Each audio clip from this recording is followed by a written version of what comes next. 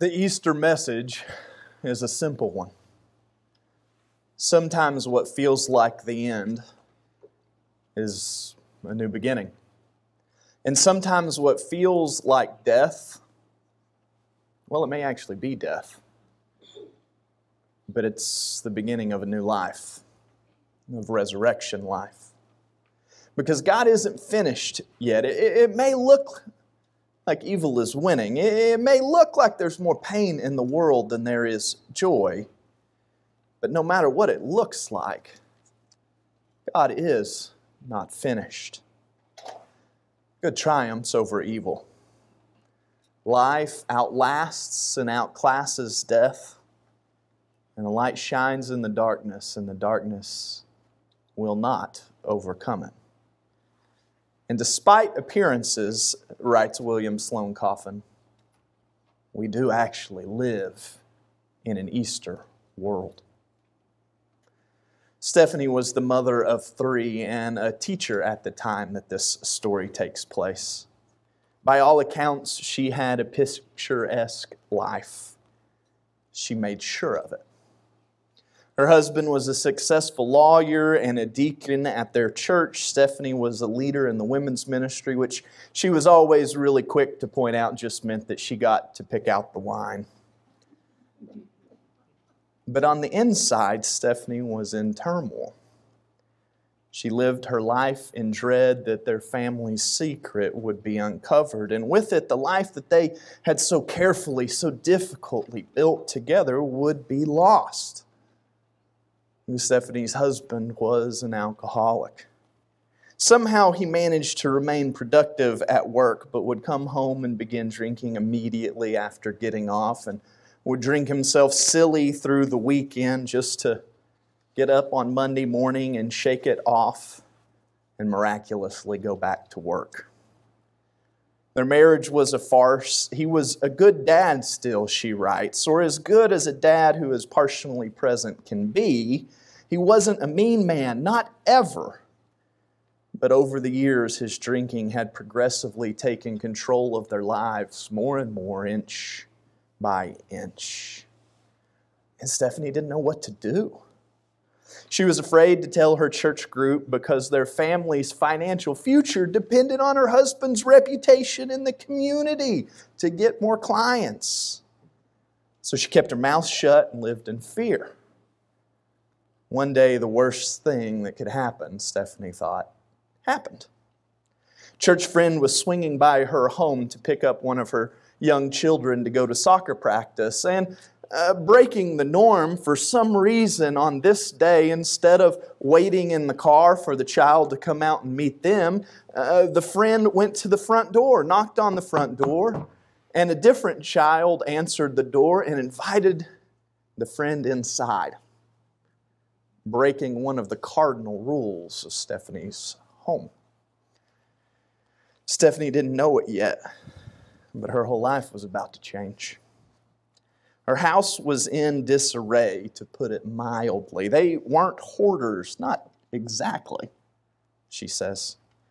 But the demand of a teacher's career, 3 kids, keeping up outward appearances, and trying to keep an alcoholic husband alive and functional, well, it took its toll, and the house was a wreck. A filthy wreck.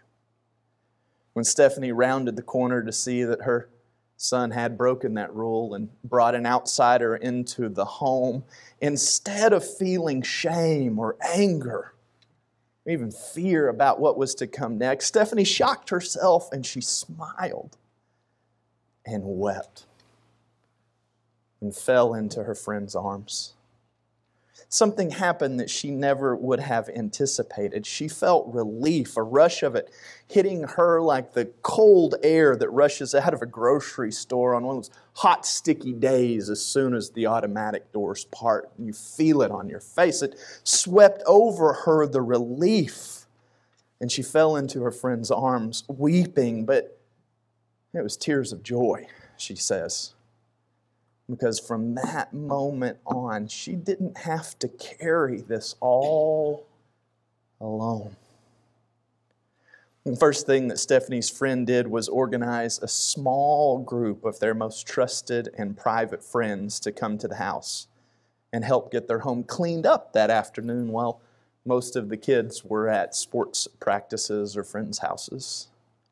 Stephanie says that they spent 4 hours there that first day, a group of 6 people cleaning her house. And she watched her pastor, who was a woman in her 60s at the time, put yellow rubber gloves and go to work on the dishes in her sink. 4 hours. 4 hours. The pastor washed dishes and did not finish, softly singing to herself the whole time. Stephanie didn't really know her pastor. Later, she would reflect back and say that that was probably intentional. She stayed away from her pastor lest their secret be found out.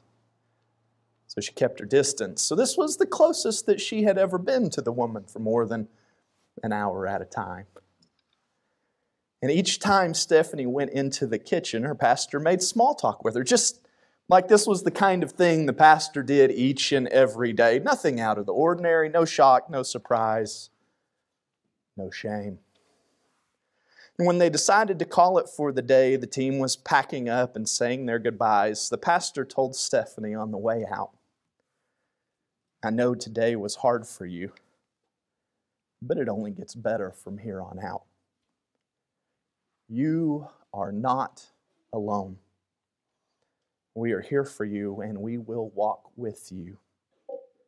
The crock pot is soaking, and I'll be back tomorrow to do it. Now, I don't want you to touch it if you can help it. I'm very peculiar about finishing what I've started, so please just leave it until we return, and we'll finish it together. And she did. And Stephanie's life continued to improve. Her friends kept coming back to help her. Slowly, she began putting her life back in order. Her husband's drinking didn't get any better, not for a very long time. But now that she had the support of her community, Stephanie was able to set boundaries that protected her children and herself. She didn't have to live in fear anymore. And when the kids got older, Stephanie decided to make a career change. She never could shake the image of her pastor softly singing to herself while she scrubbed dirty dishes for hours. So Stephanie enrolled in seminary. That's when I met her. When I met Stephanie, she had already been a pastor for 10 years and was in seminary working on a second seminary degree. Today, she's in her 60s. She's pastoring a church in North Carolina. And I picked up the phone to call her this week to verify the details of a different story. I know you don't think I do that, but I do that. And I kind of like that you don't know which stories I do that for and which ones I don't. So I called her to verify the details of a different story I was going to tell this morning. And she said, "Well, if you're looking for a story like that, I've got a better one for you." And she told me her story for the first time in a decade of knowing her. And she's right, it's the perfect Easter story. Because Easter isn't only about something that happened once a long time ago. Easter is something that keeps happening. It is a pattern of our lives. And the Easter message is simple and clear. What feels like death may be a gateway to new life. What feels like the end may just be a new beginning, because good will triumph over evil. There are moments in our life that absolutely feel like death.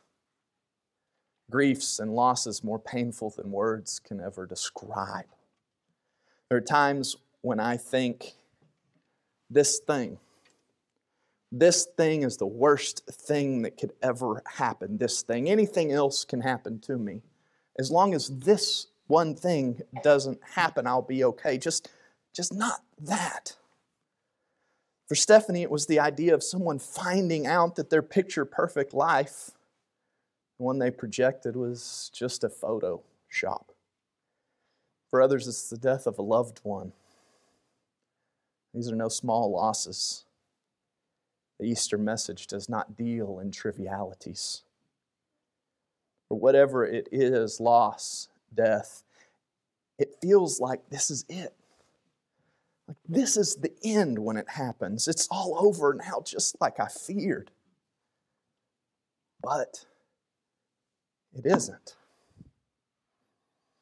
Life is hard, and there are losses that shatter us, deaths, both metaphorical and literal, that leave the ground of our being cracked. But life does not end there. Life finds a way. The thing that we thought would kill us doesn't. And when we think our life is over, it doesn't end. Easter happens, even when we don't want it to.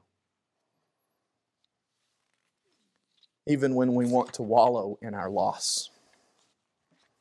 Even when we want to die. Easter happens. And it keeps happening in small, meaningful ways over and over. The sun keeps rising when we know it shouldn't. Joy sneaks in when we know it shouldn't be there. We maybe even feel guilty about it when it does. For every person that says the wrong thing, someone else is there showing kindness.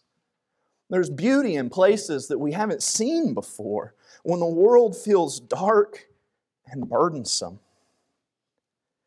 Easter is about embracing the small kindnesses as acts of subversion against the darkness, as acts of resistance. There's a scene in one of my favorite childhood movies, Tombstone, featuring Val Kilmer as Doc Holliday in the greatest character acting of all time. There's a scene after Kurt Russell's Wyatt Earp has a shootout down by a creek with the Cowboys gang, and Wyatt wins. And one of the other deputies is asking Val Kilmer's character where Wyatt is. And Kilmer tells him he's down by the creek, walking on water. Clear reference to Jesus in case this illustration has no more than that. The deputy and Doc continue to talk, and the deputy asks what it is that drives Earp. Is it vengeance for the brother that the cowboy gang murdered? No, Doc says. It's not revenge he's after. It's a reckoning. This is a good line. It isn't a tit for tat. It isn't a back and forth. This isn't just two strong personalities jockeying for power in the Wild West where there is a power vacuum. This, to Wyatt, is about right and wrong. There's a sense of justice at play here, and he's the reckoning. Easter is God's reckoning. And that sounds wrong at first, doesn't it? Like, shouldn't the cross be the reckoning for sin and evil? But the Apostle Paul, writing to Timothy in his first letter, says that it is the resurrection that is Christ's vindication. Another good word. That Jesus' way of life, turning the other cheek, loving the enemy, submitting to God's will to live with kindness and compassion, even when it means his own personal suffering and death, the resurrection is God's way of saying, that's the way of life that I endorse. That's the way of life that I will come to defend. And if you live like that, and if you live like Jesus, that's how you will irk the powers of evil. They won't be beaten by acts of vengeance, but if you live like Jesus, letting kindness and compassion lead the way, then evil stands condemned, reckoned with. We may think that living that way makes us more vulnerable to be taken advantage of or more vulnerable to harm, and it may sometimes. But if we live that way, then we can trust, no matter what happens, God vindicates. God vindicates. Even if the worst happens and we're killed, God won't be deterred by something as trivial as death. Nothing can stop Jesus' way of life from transforming the believer and the believer from spreading that beauty in the world. This is what vindication for good looks like. It's the only kind of reckoning available to the Christian, a life well lived with love as the guide. This world may inflict great harm on us at times, but the way to get back at it isn't through acts of vengeance, it's reckoning. It's life lived with courage and compassion, even after we've been given ample reason to live otherwise. That's one of the ways that good continues to triumph over evil. It outshines it. Because no matter how bad things get, nothing is ever finished with our God. God vindicates. No matter what happens, no matter what we face, no matter the pain we carry, there is life on the other side of it, I promise. There is reason to keep going. There is reason to choose life and love even in the middle of pain and darkness. It may be life transformed. It may be love that is scarred. But no matter what, there is life and love on the other side. And you do not have to walk this road alone. So I understand the role of the church in the modern world. We aren't crusaders trying to bend culture to accommodate us. We're simple travelers in a hard world, walking together because we are communal creatures, and most of the time it's easier to journey together, easier to do life together. I believe it's the church's role to look at each other the same way that pastor looked at Stephanie when she summoned all the authority of her office. We summon all the authority that God has given to the church and use it exactly as God intended. When we look each other in the eyes in our time of need and tell each other that same thing. I know today was hard for you, but you are not alone. We're here for you, and we will walk with you.